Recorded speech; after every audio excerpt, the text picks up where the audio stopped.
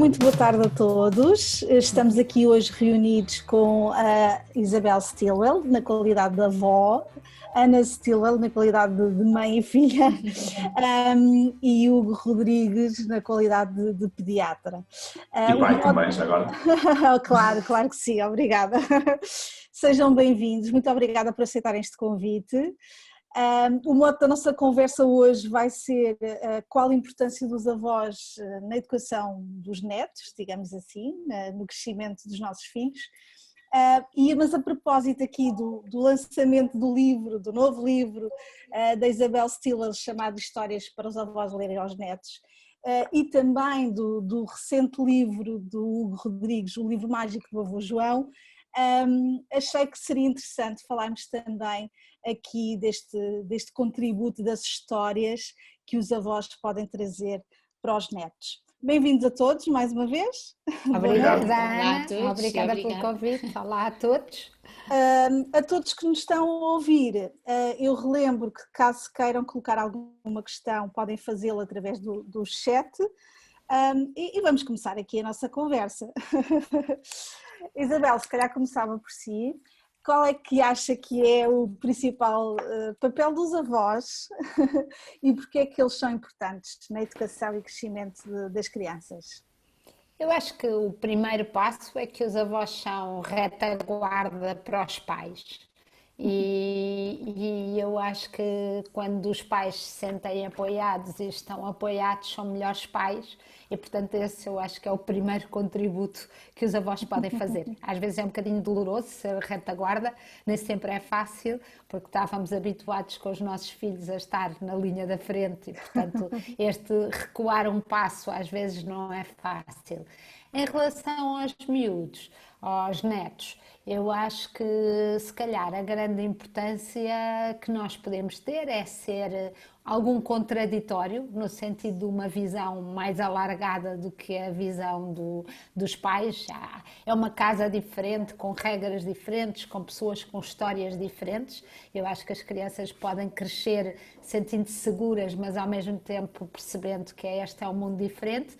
E por outro lado, eu acho que de facto com a passagem do tempo e com a experiência de sermos pais e de vermos os nossos filhos crescer, também fomos capazes de perceber o que na educação é essencial e o que é acessório. E, portanto, isso dá-nos uma calma e uma serenidade que os pais, se calhar, ainda não têm, além de que o julgamento sobre os avós é bastante mais benévolo do que o julgamento sobre os pais. Toda a gente tem opiniões sobre educação, toda a gente dá essa opinião aos pais, os avós estão assim um bocadinho já fora desse foco. Ana, que dizer sobre a importância dos avós? Atenção que está aqui uma avó a ouvir, não é? Exato, pelo menos uma. Eu gostei da coisa do contraditório, de serem o contraditório dos pais, não é? Regras diferentes, opostas à dos pais, de preferência.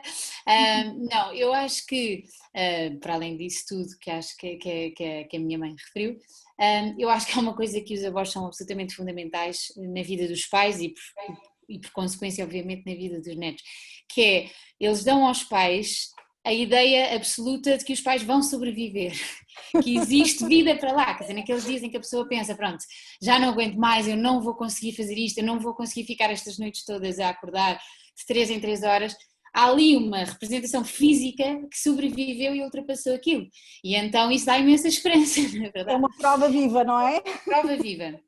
E acho que se não fosse isso, poderia haver coisas, sei lá, tirávamos os bebés da janela às tantas. E então acho que salvaguardam os netos nesse sentido. Mas fora de brincadeiras, acho que há a ideia de que os avós podem passar aos pais a ideia de que tudo vai passar, para o bom e para o mau. Estávamos a falar nisso numa das nossas cartas das birras de mãe. A melhor coisa que um avô pode dizer aos pais quando estão enervados e tudo é isto vai passar, esta sensação do vai passar, porque tem os dois lados. Por um lado vai passar as coisas más e por outro lado aproveita porque vão passar as coisas boas também, e então ajudam-nos sempre a relativizar e a saber aproveitar melhor. Para as crianças em si, eu acho que todos nós temos essa experiência, mesmo em adultos, que é o papel das histórias, como a Ana dizia, mas não das histórias ficcionais, mas das histórias deles e das histórias dos filhos. Portanto, eles são um livro vivo de todas as histórias, de quando os pais dos netos eram pequeninos, das histórias que eles têm, do mundo diferente ao qual eles nunca acederam e não podem aceder. Ainda agora a Martinha há bocadinho chegou aqui e disse assim, com um escudo na mão, uma moeda, disse assim: mãe, olha esta moeda do tempo dos piratas. Eu disse assim, que pronto, não somos assim tão velhos. Por isso há aqui um imaginário que os avós podem mesmo dar e mostrar para trás um tempo que já não é e que tem imenso mistério e imensa coisa para dar aos meninos. É valioso, não é? É precioso. É. Agora, Hugo, numa perspectiva de pediatra, mas também de pai, o que é que podemos dizer sobre este papel dos avós? Se calhar vou começar pela perspectiva pediátrica, que é aquilo que estão mais à espera, provavelmente. Do ponto de vista pediátrico, nós podemos estabelecer dois grandes pilares na segurança das crianças, em termos de desenvolvimento, em termos de equilíbrio emocional, autorregulação, que são, por um lado, as regras, e as crianças precisam de regras, sem dúvida, mas, por outro lado, o afeto. E não tenho dúvida nenhuma que na maior parte das famílias os avós representam muito o afeto. Claro que os pais também, isto não estamos aqui, não são incompatíveis, pelo contrário, são complementares, mas o lado afetivo, a tranquilidade dos avós acaba por ser um porto seguro para as crianças. E isto é extremamente importante porque dá-lhes a estabilidade emocional para perceber que, e um bocadinho até no seguimento daquilo que já disse a Isabel e a Ana, para perceber que há sempre um dia da manhã e as coisas vão correr melhor. Vão correr melhor, se não correram bem hoje, vão correr melhor. Portanto, esta tranquilidade que na maior parte das vezes os avós transmitem aos netos, que às vezes é confundida com desleixo, mas eu não partilho inteiramente dessa opinião, portanto depois podemos discutir isso, porque não é um desleixo na educação, é uma perspectiva diferente de tranquilidade, de valorizar adequadamente os momentos. Adequadamente, quer dizer, ou pelo menos de acordo com a ideia de cada um, mas sempre de uma forma menos impulsiva, digamos assim, um bocadinho como disse a Isabel, do que os pais, com menos medo de errar, e isto é muito importante, os avós têm menos medo de errar do que os pais, que se calhar é um dos grandes problemas dos pais, e isto faz com que as crianças se sintam seguras e tranquilas na presença dos avós. Por outro lado, também esta questão do porto seguro, e partilho da opinião da Ana, é muito importante para os pais. No fundo, os avós acabam de ser o porto seguro dos pais, dos filhos deles, dos pais e dos netos. E isto é extremamente importante, porque não são só as crianças que precisam desta segurança, os pais também. Pais seguros têm crianças mais seguras. Farão melhor o seu papel. Este lado afetivo, emocional, tranquilo, é um suporte importantíssimo para a segurança das nossas crianças. E, portanto, do ponto de vista pediátrico e do ponto de vista de pai, não tenho dúvida nenhuma que todas as crianças que possam beneficiar deste contacto próximo com os avós, numa perspectiva diferente do contacto que têm com os pais, acaba por ser muito importante para o desenvolvimento global da própria criança. Alguma coisa a acrescentar do ponto de vista de pai? Do ponto de vista de pai... aqui a dinâmica e a história da Isabel e da Ana aí em casa. Do ponto de vista de pai, eu realço a questão da segurança dos pais, de sentirem que têm alguém que está lá se os pais falharem. Todos os pais têm medo de falhar. Todos. E isto acaba por ser bom. O medo de falhar, desde que não nos tolda a capacidade de decisão, porque às vezes, infelizmente é isso que acontece, desde que não nos tolda a capacidade de decisão, o medo de falhar impulsiona-nos a tentar fazer melhor. Não deve ser um medo negativo, deve ser um medo positivo na perspectiva de eu se falhar agora, depois vou fazer melhor a seguir. E os avós dão esta segurança, porque na dúvida nós vamos socorrer nos nossos pais, que são os avós dos nossos netos. Portanto, é um bocadinho por aí. O que depois cria toda uma história com a sogra, não é? Eu não vou ver nas sogras. Eu também não posso. Eu posso, porque já morreram, coitadinhas. Tive duas. Ok, a próxima pergunta, se calhar agora começava pelo Hugo. Hugo, porque é que acha que se ouve dizer que os avós estragam os netos? Eu gosto mais do ditado que diz os pais educam, os avós deseducam. digo isto de vez em quando aos meus pais a brincar, esta questão do estragar é mal interpretada, porque às vezes as pessoas interpretam o tal afeto, o mimo, o carinho, tal mimo, não é? com falta de regras, e não tem obrigatoriamente que ser assim. Claro que nós não estamos à espera que as regras dos avós sejam as regras dos pais, como também a regra do pai, não é as regras do pai, não são mais as regras da mãe.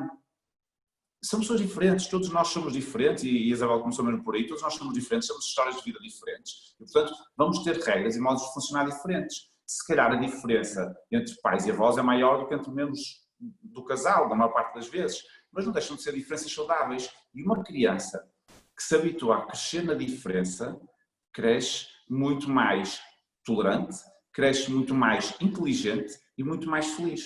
E a maior parte das nossas crianças, eu digo isto muitas vezes na consulta, quando as mães se queixam, ele comigo porta-se pior, com o pai porta-se melhor, isto é muito recorrente. E com os avós é exatamente igual.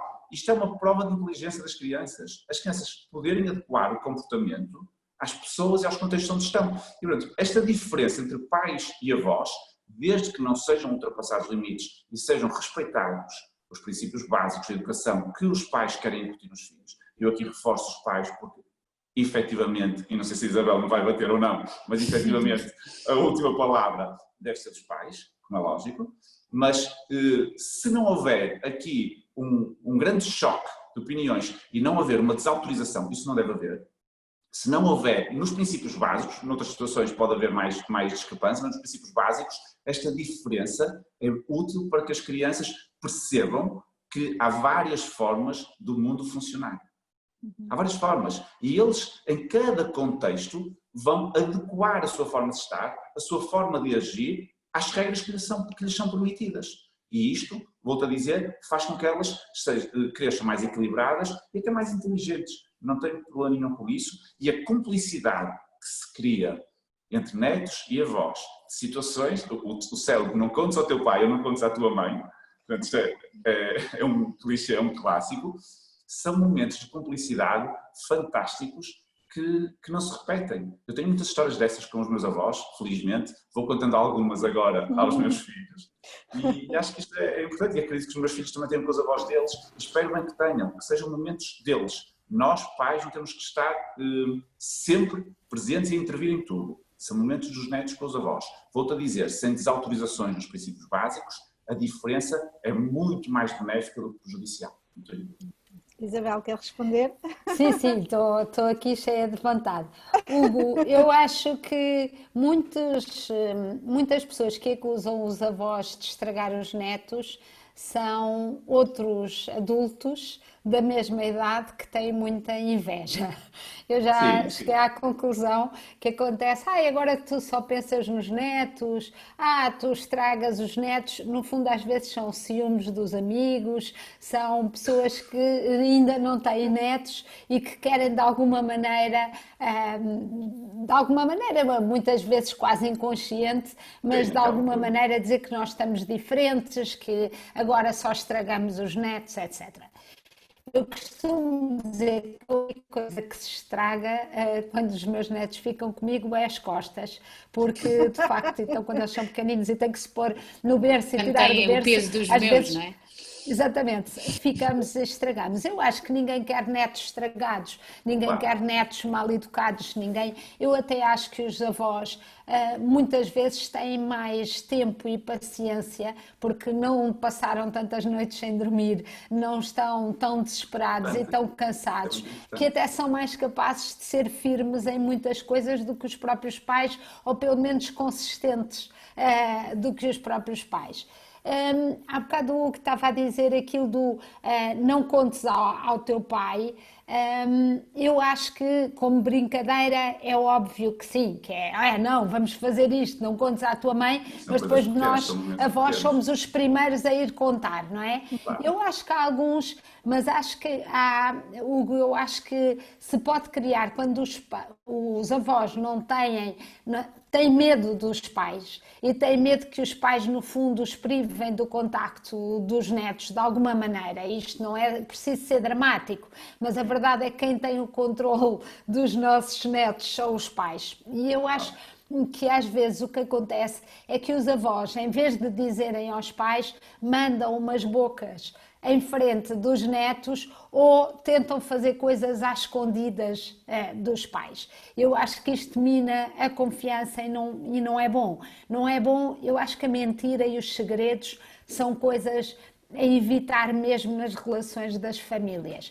A coisa diferente é quando nós dizemos a uma criança não contes à tua mãe, mas depois num telefonema dizemos, Ana, a minha filha, eu estive a fazer isto com ela e olha, disse-lhe para não te contar. Ou seja, num clima um bocadinho mais aberto. Porque nós agora no Birras de Mães, que eu e a Ana escrevemos cartas uma à outra desde o início da quarentena e são publicadas pelo público, e nós reparámos que há comentários de pessoas a dizer eu quero fazer, mas a minha filha não me deixa, por um lado, ou por outro lado eu faço e não digo à minha filha. Eu acho que, ao meu filho, eu acho que isto é complicado, mas eu também me irritam pais que chegam à casa dos avós com listas de coisas que os avós têm que fazer enquanto estão com os filhos deles.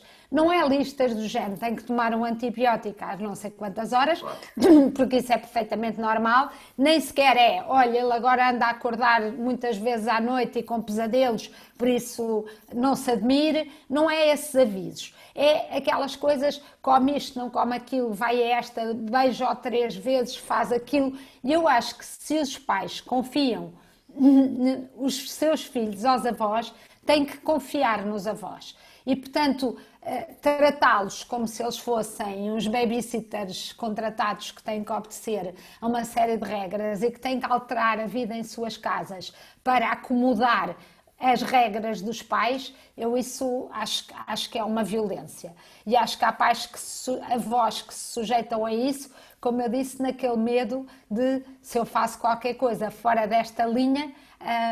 E eu, por acaso, é ótimo estar à frente de um pediatra, porque se há coisa que eu adoro ver é as minhas filhas, noras, genros, todos a dizerem assim: mas tu dás maçã? Mas o meu pediatra a mim diz-me que maçã não. Mas manga, mas o meu pediatra a mim diz-me que não. Mas fazer assim, mas o meu pediatra ou a minha pediatra diz. E eu às vezes pergunto-me se os maus pediatras, não é os bons, não se sentem muito felizes com o seu poder e às vezes ou são realmente os pais tão ansiosos que ouvem qualquer palavra que o pediatra diz e transformam isso numa lei. Uhum. Ana, quer dizer alguma coisa sobre o assunto? Não, eu acho que tem toda a razão.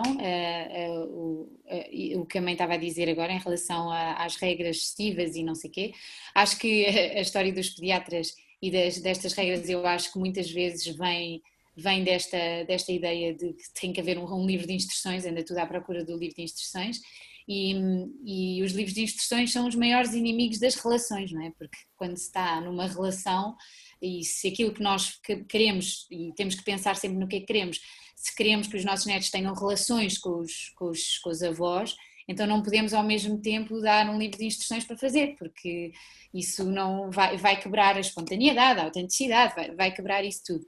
E era o que o Dr. Hugo estava a dizer, que em relação a subestimarmos a inteligência das crianças, quer dizer, não é porque o avô lhe vai dar não sei o quê, que ele em casa nunca mais vai comer aquilo que comeu lá ou vice-versa. São seres inteligentes que se sabem adequar. É muito fácil, na verdade, principalmente quando há uma casa diferente, às vezes é mais difícil entre pai e mãe, não é? Porque há ali um espaço partilhado e é mais difícil perceber. Mas numa casa é facílimo, uma casa a avó faz assim, ainda bem, ela dá-te aquilo tudo, está ótimo, e depois cá em casa é diferente, fisicamente até é fácil, por isso... mas eu acho que isto tudo vem, mesmo esta coisa dos pais e quando vão com as listas, vem deste medo de errar que eu dizia desde o princípio. Estamos com medo de errar, mas estamos com medo de errar numa relação e não dá, quer dizer, erra sempre numa relação porque é uma coisa dinâmica e viva que está sempre a mexer. Por isso, acho que sim, de vez em quando, há uma história qualquer de um pediatra que dizia, a mãe dizia, mas como é que eu cozinho isto, quando é que eu lhe dou aquilo, e ele dizia qualquer coisa tipo, vá perguntar à sua mãe como é que se faz a comida, igual estava a perguntar à sua mãe, eu sei imenso sobre coisas médicas, mas vá perguntar à sua mãe. E eu acho que hoje em dia os pediatras evoluíram no sentido de serem mais um pilar de apoio na vida dos pais, que muitas vezes não têm os seus avós sozinhos por perto e que não têm muita família por perto, e portanto o pediatra às vezes substitui, e isso é ótimo se o pediatra for bom, porque aí há ali uma outra pessoa que dá o tal confiança aos pais, que dá aquela... Quando não é tão bom ou tão capaz de fazer essa coisa, está a dar receitas e as receitas nunca vão funcionar, portanto vai sempre ser uma frustração. Claro, temos filhos, não é? E cada filho é como cada qual. Sim, é que nem isso, é que nem dá para transpor de uns para os outros. Pois, funciona com um, não funciona com o outro. Exatamente. Isabel, a propósito... Eu acho que o Hugo tem ainda, o doutor Hugo tem direito de resposta. O Hugo quer comentar essa história de bons e maus pediatras? Não, isso Estamos a fugir do tema. Sim, não quero. Mas concordo plenamente que nós, profissionais de saúde, estamos com uma tendência crescente e até preocupante de quase querer substituir o papel dos pais. Isto é um disparate. Nós podemos e devemos dotar os pais de um conjunto de informação que os torne mais capazes de eles próprios decidirem, de acordo com a informação que têm e de acordo com os seus valores, com a sua história de vida, com a sua experiência, com aquilo que funcionou e não funcionou para trás, noutro filho ou no mesmo filho. Portanto, nós não devemos nunca substituir os pais. Eu digo isto muitas vezes, nas consultas, nas formações que faço, é criminoso nós, profissionais de saúde, substituirmos a capacidade de decisão dos pais, porque isto é castrar a maior piada de ser pai e ser mãe, que é poder decidir a vida dos nossos filhos. Eu estou-me a incluir na posição de pai. Eu não gostaria nada que alguém me incutisse uma pressão tal que eu não pudesse decidir só com medo de poder já fazer bem. Exatamente. Calma, há sempre um dia de amanhã. Há sempre um dia de amanhã. Salvo situações muito excepcionais, a maior parte das situações podem corrigir-se ao longo de uma série de tempo. Aquilo que eu fizer hoje mal não vai invariavelmente ter consequências negativas para o futuro do meu filho. Aquilo que eu devo fazer é, se me aperceber que não foi tão bom, amanhã faço diferente. E nós, enquanto os nossos filhos crescem enquanto filhos, nós também crescemos enquanto pais. E depois terminamos no culminar que são os avós. Portanto, isto é tudo um processo, é um crescendo. O senhor vai crescendo à medida que vai passando pela experiência. Portanto, concordo plenamente, acredito que não seja com má intenção, mas concordo plenamente que estamos a assistir a uma tendência grande dos profissionais de saúde quase substituírem o papel dos pais. E mas isto também, é um perfeito disparate. Há uma demissão, não é? Dos pais com este receio tão grande de fazer... Mas a falsa lança a dois, não é? Os pais têm medo de falhar e limitam-se um bocadinho. Os profissionais de saúde também ocupam um espaço e, portanto, isto acaba por ser... É uma dança. Eu acho que nós podemos e devemos dar informação. Se temos conhecimento técnico sobre determinado assunto, devemos dar.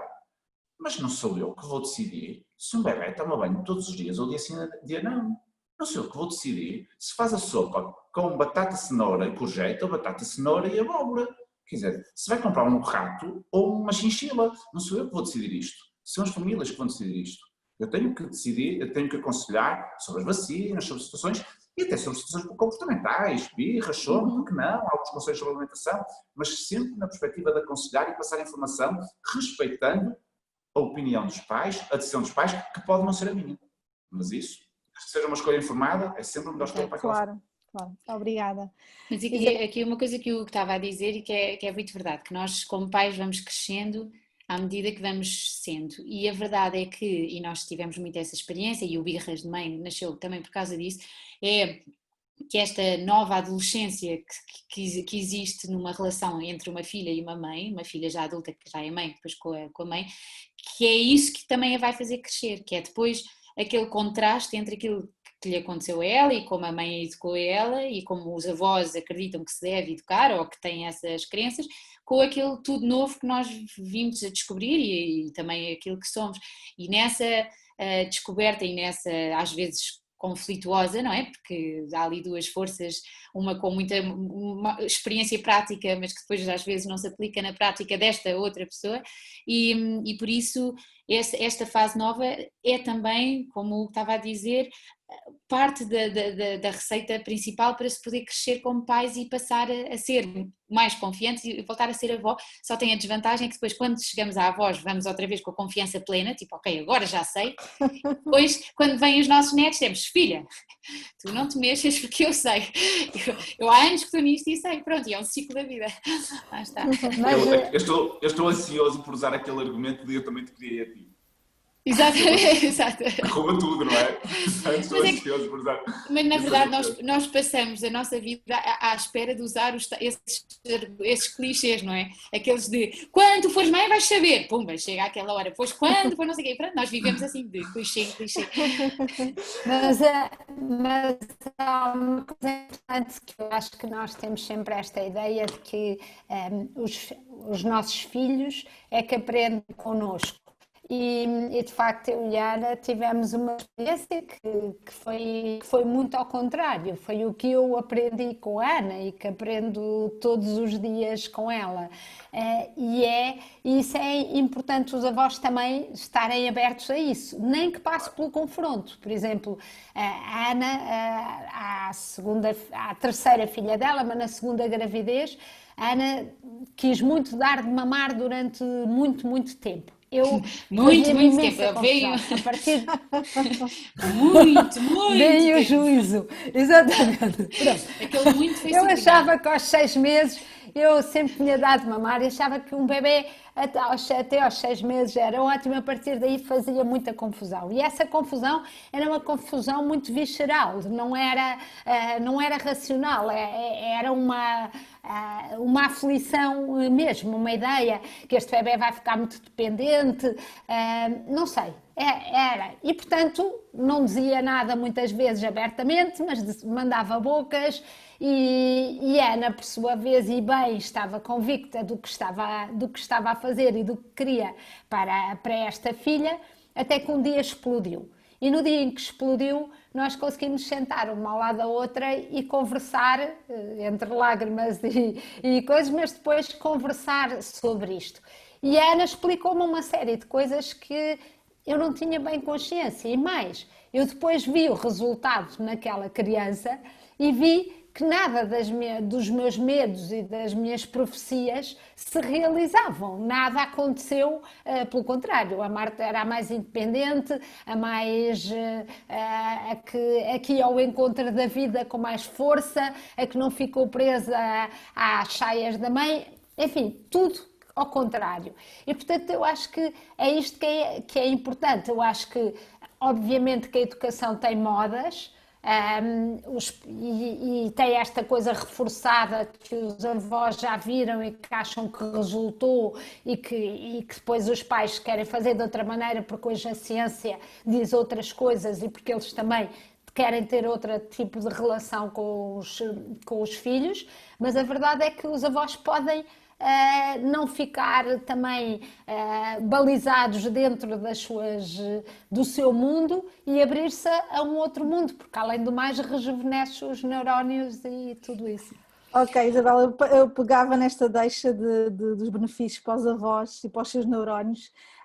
Há pouco falava que se calhar alguns amigos tinham ciúmes comentando, mas tu agora só pensas nos netos, só tens tempo para os netos, e tem aqui uma questão de uma participante, a Solange, que diz, então e para os avós, que motivações ou benefícios podem existir quando os avós têm essa boa relação com os netos? O que é que podemos citar aqui, Isabel, com benefícios?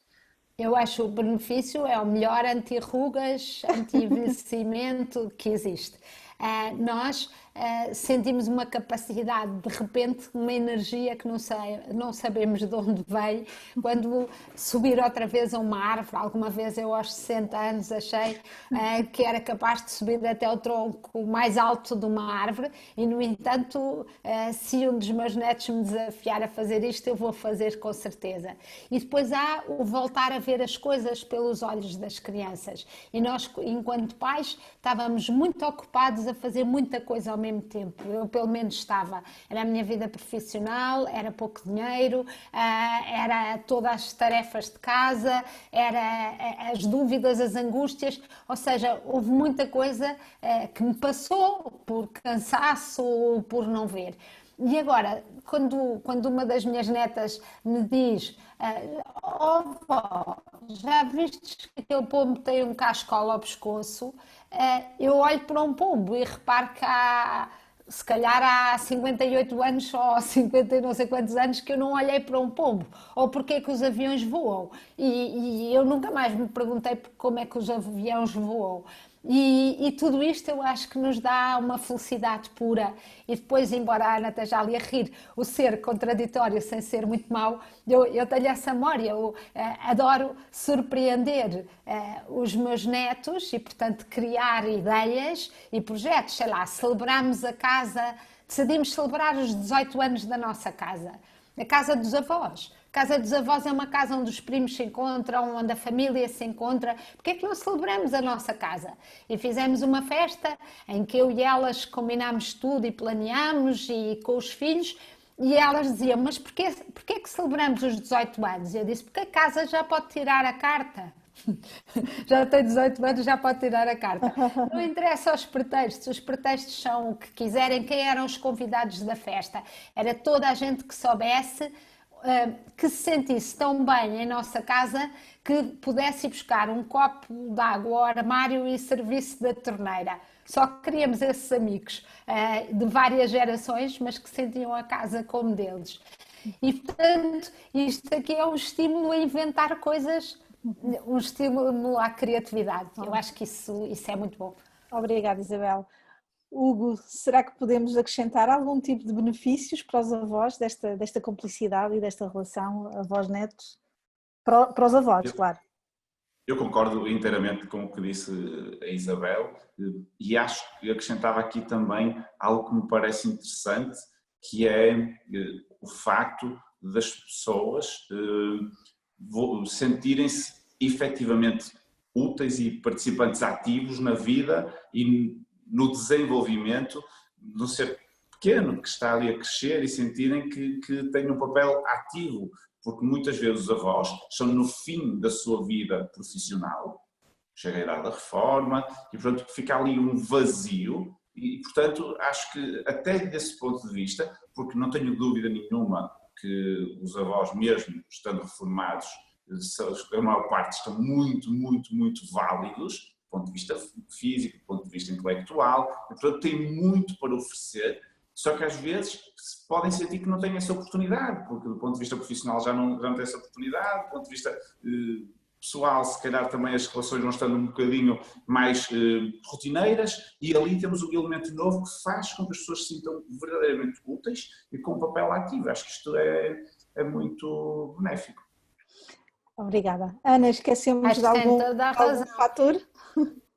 Eu não, acho que isto é mesmo assim. Acho que. E agora, é visível, não é? É notável. Sim, estava aqui uma participante a dizer que a saúde melhora e a vida ativa melhora, e eu acho que tem toda a razão, e acho que isso é um grande estímulo, como aliás são para nós, sendo que depois crescem a nossa saúde toda com os déficits de sono que nos causam. Portanto, para os avós tem os benefícios, para nós é ali um misto.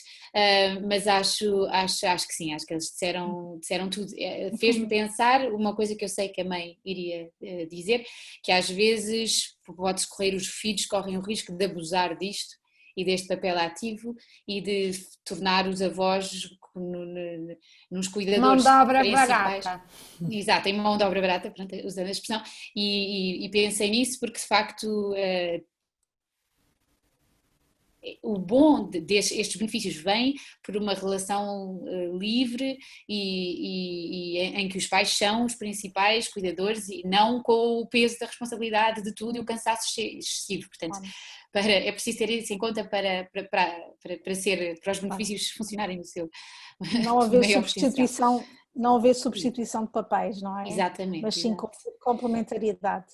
Não, até porque eu acho que um dos nossos papéis é educar os nossos filhos, apesar de eles já serem maiores. E quando nós estamos a ver que os nossos filhos se estão de alguma maneira a admitir de serem família e de serem pais como nós achamos que deviam ser, e a passar, seja para nós, seja para os outros avós, seja para tudo isso, uma parte importante. Eu acho que temos que ter a coragem de, apesar da idade que eles já têm, de sentar e dizer, olha, eu acho sinceramente que isto precisa de um equilíbrio, porque eu acho que os avós, claro que é muito bom isto dos netos, mas acima de tudo os avós querem que aquelas crianças tenham os melhores pais do mundo, e nós sabemos que para as crianças os avós são importantes, mas a nossa presença na vida deles vai ser finita, muito mais finita no tempo que a dos pais, e nós sabemos que a relação realmente importante é a relação entre os filhos e os pais. E eu às vezes temo que haja avós em concorrência com os pais, para se sentirem mais importantes, para se sentirem... São guerras às vezes antigas que estão mal resolvidas, mas pode haver uma tentação de concorrer com os pais e de, no fundo, dizer eles gostam mais de mim do que de ti, e minar um bocadinho isto. E, portanto, eu acho que aí os avós também têm que fazer uma autocrítica a si próprios e perceber o seu lugar, de facto. Estava aqui a ler Não sei se o Hugo tem muita experiência disto. Vou tendo de tudo, sim, mas tenho alguma experiência. Felizmente não acho que seja a regra essa substituição, mas efetivamente vai acontecendo, e acho que este papel de pêndulo dos avós é muito importante, é o ponto de equilíbrio. É como a tal dança que falávamos há pouco, mas também depende dos pais. Como dizia aqui uma participante, os pais também não devem deixar, quer dizer, é o contrário, não é? Os pais querem usar estes avós, mas os avós também não se podem deixar usar. É um bocadinho esta dança e este equilíbrio. Sim, preservar a sua própria, como dizia a participante, e concordo plenamente, de preservar a sua própria vida e a sua própria autonomia e as coisas em casal e a vida toda. Porque na quarentena agora vimos muito isso, e muitos avós falavam-nos quando nós fizemos cartas sobre isso, sobre como também tinham redescoberto, sem aquela obrigatoriedade de ter que ir buscar, e pronto, por mais saudades que tivessem, também os obrigou a pensar um bocado na sua vida independente, e isso também é importante, é positivo. Claro, obrigada.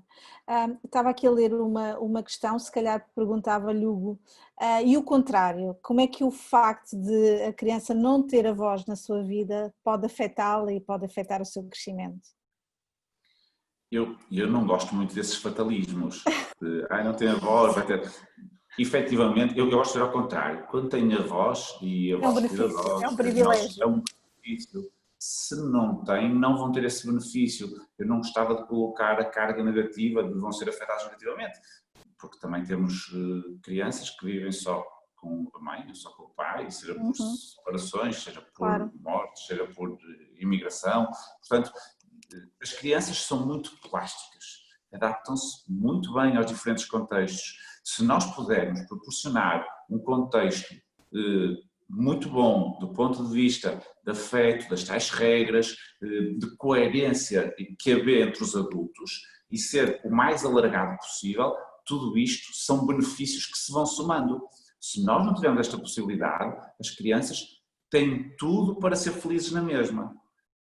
Não vão ter esses benefícios acrescidos, mas não gostava de pensar nisso como uma fatalidade, dá uma carga negativa que não é bom. Acho que faz sentido nós percebemos que quanto mais podemos proporcionar às crianças, melhor. Se não podemos proporcionar tudo, vamos proporcionar o que nós conseguimos. E, se for possível, não tenho dúvida nenhuma que, se for bem feito, vai fazer com que as crianças sejam felizes na mesma. Mas eu, por exemplo, embora tivesse avós dos dois lados, obviamente, a minha avó, no sentido afetivo, era uma tia-avó que não tinha filhos. Portanto, Eu também eu tenho um acho que. avó, não tenho filho, e era E, uma terceira avó. portanto, há tantas pessoas que nós podemos encontrar. Então, a relação dos avós tem pouco de biológico, tem tudo de afeto e, sobretudo, de amor aos pais daquelas crianças, não é? Eu acho Claro. que se forem pessoas que gostam daqueles pais, vão amar aqueles netos, sejam eles biológicos ou não, Claro. de uma maneira exatamente igual à de qualquer outro avô. E isso só pode ser um, É um um, privilégio, não é? Na vida daquela família e daquela criança. E acho que há um projeto, não é, mãe? É um projeto na Austrália em que se pode adotar um avô É, ou uma avó. São pessoas que têm, às vezes nem é por não terem ainda vivos, mas estão a viver, por exemplo, na Austrália e têm os avós tão longe que no dia a dia não estão lá. E era adote há um um projeto avô. de adote um avô ou uma avó. São pessoas que estavam super disponíveis e por isso, de facto, não há razão para não procurar relações com pessoas mais velhas, que acho que isso pode ter benefícios ótimos, não é? De pessoas de mais idade, porque acho que faz imensa falta aos miúdos hoje em dia, porque mesmo os avós são bastante novos, não é? Portanto, Claro, mesmo outras gerações e, claro. e isso pode ser uma ideia. Alguém pode Oh, fundar Ana, o nosso e projeto. estava aqui a ver outra questão. E será que podemos falar em diferenças dos avós de antigamente e dos avós de hoje? Fazendo aqui No, uma no outro comparação. dia, quer dizer, no outro dia estava a ter essa conversa, porque, quer dizer, a mãe vai ficar contente, mas a Gébia vinha no carro e dizia assim: oh mãe, quando os avós morrerem, eu não vou parar de chorar nunca. Estavam a dizer isso, e estávamos a falar disso, e eu estava-lhes a contar imensas histórias sobre os meus avós e sobre a minha. E eu tive avós que adorava e que foram uma marca enorme. Mas não há dúvida que, também pela idade e a diferença de idade, eu era a 25ª ou a primeira neta de uma da minha avó, por isso, e tínhamos uma ótima relação, mas não se compara a ser as primeiras netas, que ainda por cima hoje em dia há menos filhos, menos netos, são tudo menos, não é? Não se compara a essa relação do dia a dia, do ir buscar, por isso acho que em muitos casos as crianças tiveram um upgrade de presença dos avós. Mas, dá- Mas sei que há mas histórias de olha, pessoas muito próximas com os avós e acho que tiveram também um mas papel fundamental. eu acho que é preciso dizer que se calhar foi um bocadinho ao contrário. Tu não tens memória disso, mas muitos miúdos portugueses da minha geração e até mais novos ficaram com os avós porque os Pois pais ou foi, como emigraram cuidadores, sim, exato. ou foram trabalhar Claro, ou claro. tinham horários de trabalho muito grandes, eles ficavam durante a semana toda com os avós. Ou seja, mas Sim, nós não claro. estamos a falar, esses avós eram mais pais do que os Pais. próprios pais. Mais cuidadores. Ainda Mais hoje, cuidadores. Pois. ainda hoje eu acho que há avós que são avós pais. Exatamente. Não se lhes devia chamar avós, porque de facto o que eles fazem e o que eles cumprem não é de retaguarda, é a função principal na vida daquelas crianças e, portanto, não são mesmo o pilar fundamental. E eu acho que hoje, com o cuidado que se calhar os pais têm mais e por terem menos filhos e mais atenção, se calhar os avós até, e bem, são as mais retaguarda do que para muitas crianças Sim, foram. sim. Hugo, quer acrescentar alguma ideia sobre essas diferenças de antigamente e de agora? Perguntam aqui se tem experiência de que atualmente os avós vão com frequência a levar as crianças às consultas de pediatria e acompanhá-los. Vou tendo algumas situações assim. Não são casos isolados, também não são muito frequentes, mas não são casos isolados. E vai-se vendo, muitas vezes vêm os avós às consultas e às vezes até são os avós que ligam porque estão com os netos e eles têm algum sintoma, têm alguma coisa que os preocupa, são os avós que me telefonam a mim em vez dos pais. Portanto, isso acontece. Lá está, não vou dizer que é a regra, ainda é uma exceção, mas não é uma exceção tão pontual quanto se calhar era há uns anos atrás. Eu acho que inevitavelmente vai haver diferenças entre gerações.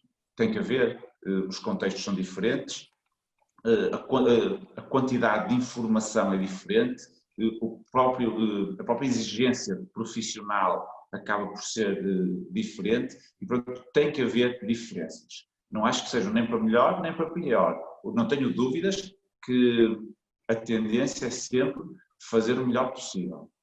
Às vezes acerta-se, outras vezes não. Mas a tendência é sempre fazer o melhor possível. E no fundo, a essência é um bocadinho aquilo que nós discutimos desde o início.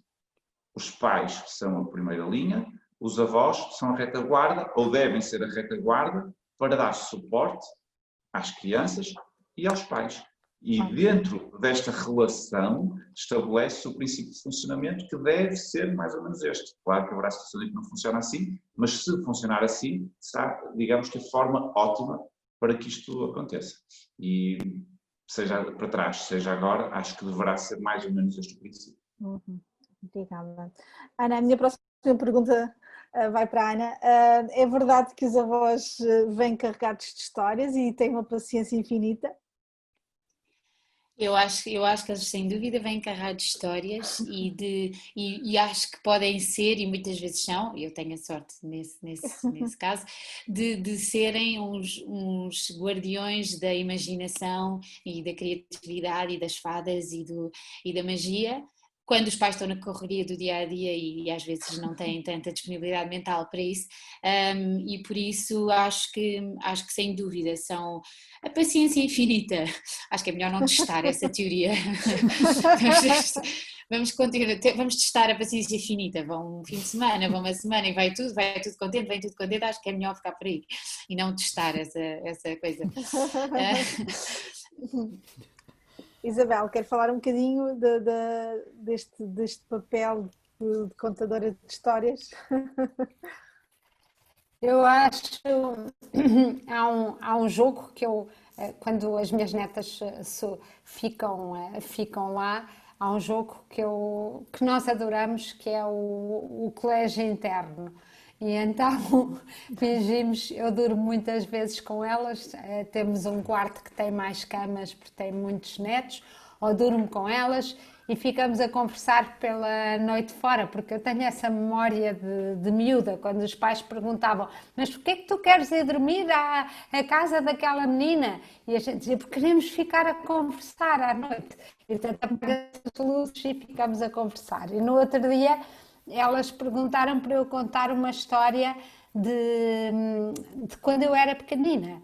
E eu pensei: elas estão a ficar tão queridas, estão a fazer isto para ser simpáticas, porque agora começam a ser... Oh, vó, conte lá uma história. Todas as pessoas sabem que as outras adoram falar do seu passado e das suas histórias. Mas depois de lá comecei a falar-lhes do primeiro rapaz por quem eu me tinha apaixonado. E foi tão bom, porque eu encontrei memórias que eu própria já há muito tempo que não ia lá, estão lá, mas estavam arrumadas. Os comentários delas eram hilariantes, do género: mas tu acreditavas? Pareciam muito mais cínicas do que alguma vez saber muito mais do que o que eu sabia com 12 anos ou 13 anos. Mas depois aquilo são momentos de felicidade pura e obrigam-nos. E o Natal passado, ou há 2 Natais, eu decidi, na manhã de Natal, eu tinha em casa o meu marido e o meu filho e estávamos a preparar as coisas para o almoço. E o meu filho é vegetariano e estava todo chateado porque não havia nada vegetariano, ninguém se tinha lembrado para o almoço de Natal. E o meu marido queria não sei o quê. Eu disse: vamos passear, vamos à rua, vamos encontrar alguma coisa aberta que tenha umas empadas vegetarianas. E eles foram o caminho todo. Eu ia a passear, isto era em Sintra, eu passava por uma casa e dizia: eu passei aqui o verão. E eles diziam: já sabemos. E eu dizia: fizemos isto. E eles diziam assim: já contou isso 20 vezes. Até que eu disse: por amor de Deus, deem-me os meus netos, porque ao menos não fazem isto. E isto é tão bom, é uma sensação de estar a contar histórias a ouvintes novinhos em folha. É tudo como, portanto, as histórias que não têm carta e não podem fugir. Exatamente. A Ana, aliás, lembra-se que a Ana detestava, dos meus 3 filhos, a Ana detestava que eu lhe lesse alto. E os outros não se importavam. E a Ana lia ela própria e não gostava nada que lhe lessem alto. E só quando estava doente e não podia sair da cama é que eu a apanhava e dizia: agora vais-me ouvir a ler. Mas agora andei atrás delas a querer ler em alto, adoro ler em alto e elas não querem ouvir, portanto é a vingança. É a vingança.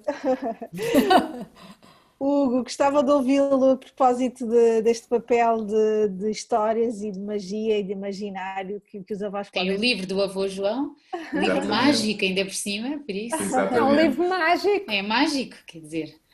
A questão dos avós contarem histórias prende-se muito até com uma passagem de testemunho. E eu estava a ouvir a Isabel e a perceber exatamente que é mesmo isso que as crianças valorizam, que é o rever os avós em situações que eles identificam como próximas deles. Porque os avós, do ponto de vista de idade, são as pessoas mais afastadas da família, teoricamente. E, portanto, pelo menos da família mais próxima. Portanto, teoricamente, com este afastamento, é estranho eles perceberem que os avós já passaram por situações muito parecidas com as deles e por vivências parecidas com as deles e esta partilha das histórias pessoais aproxima muito aquilo que a idade afasta. Ou seja, faz os avós recuarem no tempo, e a Isabel espelhou isto claramente, mas também faz os netos avançarem um bocadinho e aproximarem-se, estarem todos a viver exatamente a história, todos mergulhados no livro mágico, numa história mágica, que é a infância ou a adolescência ou até o início da idade adulta dos avós, que parece algo muito distante para os netos, mas que para os avós já não parece assim tão distante. Nós temos sempre tendência a relativizar a nossa idade, passou e vamos crescendo. Portanto, acho que este aproximar daquilo que a biologia afasta é único, é mágico e é aquilo exatamente que as crianças provavelmente mais valorizam nas histórias dos avós. Muito mais do que ler a história do Capuchinho Vermelho, por exemplo. Só contar eu passei aqui, ou passei férias aqui, ou o meu primeiro namorado, essas coisas, as crianças vão se rever nessas histórias, vão pensar, e se fosse comigo? Ou eu até já passei por algo parecido. Tudo isto aproxima ainda mais e cria a tal cumplicidade que temos vindo a falar. Portanto, acho que esta passagem de testemunho com este aproximar, acho que é muito interessante até do ponto de vista da imaginação, da criatividade e tudo isso. Claro. Hugo, e se calhar agora gostava de satisfazer a curiosidade, de saber como é que surgiu então esta ideia recente do lançamento do livro mágico do João. Quer falar um bocadinho sobre isso? Sim, este livro foi um livro que a ideia surgiu mais ou menos há 3 anos. Eu fui convidado para participar numa coleção de livros infantis, mas não para escrever as histórias, para escrever no fim da história uma página dedicada a pais. Sobre o tema, tinha sempre algum ensinamento, o livro, portanto, era um trocado por miúdos, literalmente, em que eu escrevia sobre o assunto para pais. Achei muito interessante, mas isto estimulou-me aqui o bichinho. Eu sempre gostei de contar histórias aos meus filhos, sempre lhes inventei histórias, aliás, eles no início até acreditavam em algumas delas, agora já são granditos, já não acreditam tanto. E então decidi escrever, não lhes disse nada, comecei a escrever as histórias e depois fui-lhes contar. Claro que também usei um bocadinho aquilo que estava a dizer para trás, porque saiu naturalmente. Usei eles como personagens, os meus filhos, as minhas sobrinhas, o avô João e a avó Céu são os meus pais, e recriei o ambiente familiar da casa dos avós, e a Isabel tinha um bocadinho falou disso, a casa dos avós, onde muitas vezes estes 4 netos vão almoçar, mesmo à semana em tempo de aulas. O avô vai fazer de motorista buscar os 4 às escolas e eles almoçam lá. E criei esse momento em que a avó cozinha, porque gosta muito de cozinhar para os netos, tentar fazer aquilo que eles mais gostam, e o avô, no fim de cada almoço, senta-se no sofá com os 4 netos e um amigo que eles convidam rotativamente todas as semanas, sentam ao lado e vai contar uma história. E aquele livro é mágico porque tem histórias de todos os meninos do mundo. Portanto, ele vai procurar a inicial do menino, vai encontrar uma história com o nome daquela criança e com algo que só aquela criança sabe que existe.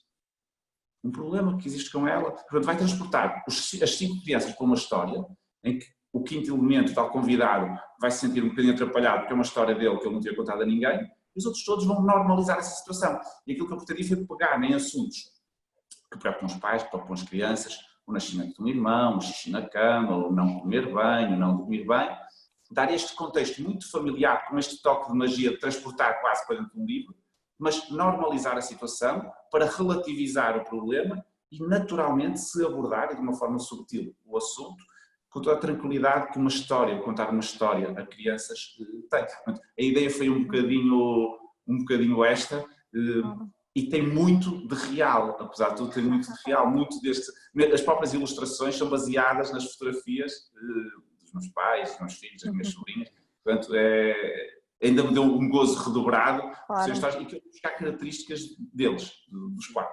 Muito interessante, obrigada. Isabel, e hoje o dia da nossa conversa não foi um acaso, nasce aqui mais um bebê. Como é que surge o mote para este livro?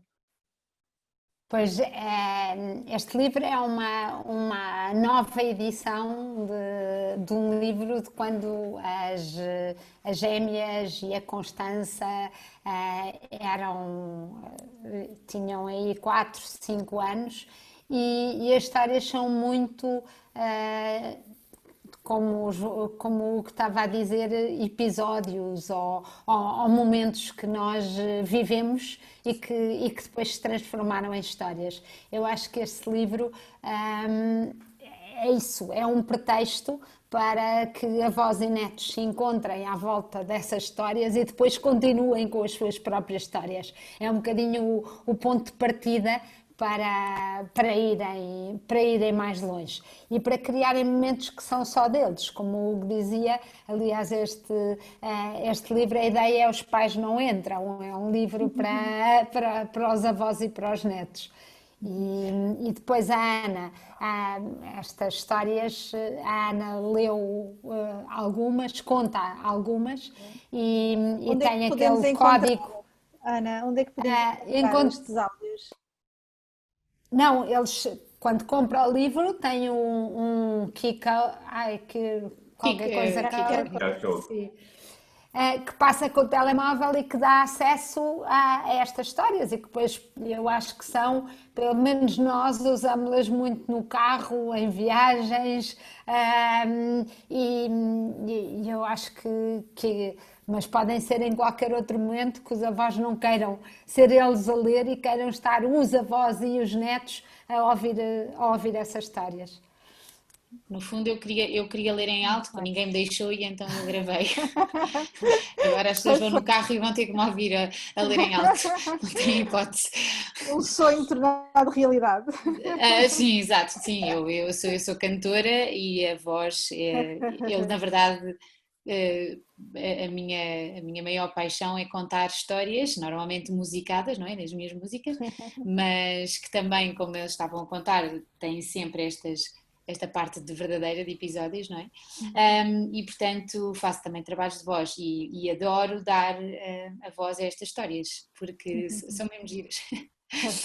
Bem, aqui já em jeito de conclusão, Hugo, gostava de partilhar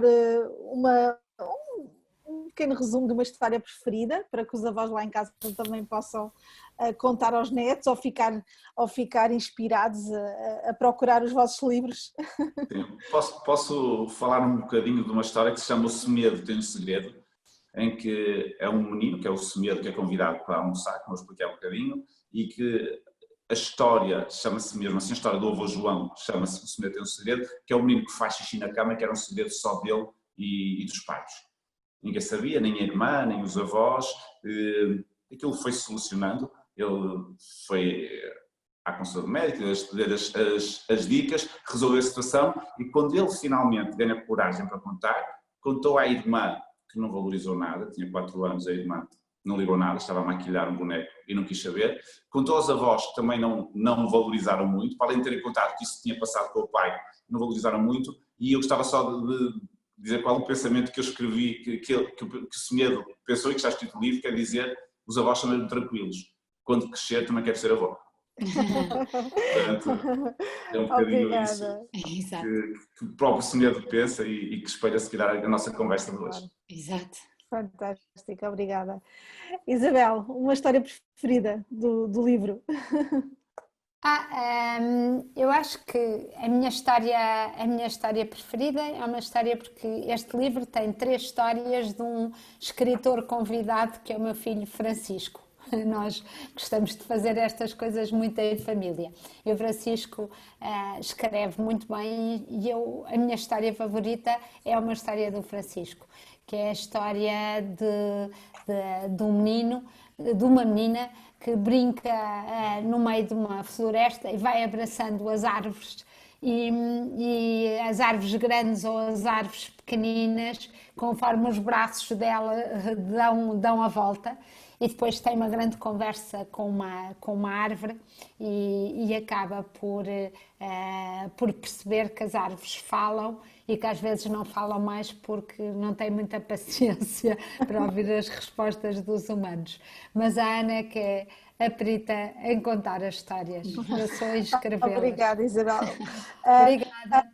Algum excerto que queira partilhar connosco, pode ser? Pois, eu escolhi uma história, e posso ler um bocadinho, a história, porque acho que traduz muito esta coisa que eu dizia, de que os avós salvaguardam a criatividade e também que têm estas regras diferentes dos pais e que isso é uma mais-valia, e não é só porque dão chocolates quando os pais não querem, que é assim o clichê, mas que há coisas mais importantes que eles dão e que os pais às vezes, por circunstâncias, não dão.